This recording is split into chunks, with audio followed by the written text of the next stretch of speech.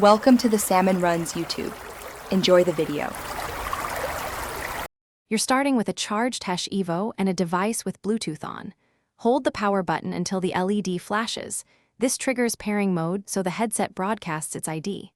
Once done, make sure other headsets on the phone are turned off so you don't auto-reconnect. Why?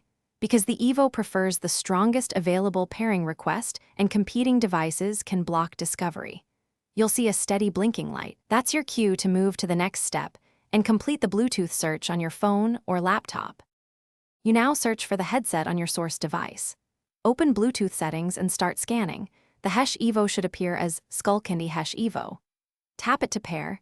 This initiates the handshake to exchange keys and authorize audio. If your device prompts for a PIN, enter 0000. Most modern devices will skip that and just request permission. Make sure you accept any media/audio permission prompts so calls and media route correctly. Once paired, the LED will change, and you're at the finish line. Play music or a video to confirm audio is routed to the Hesh Evo and adjust volume on both devices for balanced sound. If you don't hear anything, make sure the phone isn't still connected to another headset. Disconnect and retry pairing. If issues persist, reboot the phone and power cycle the headset. One key troubleshooting tip.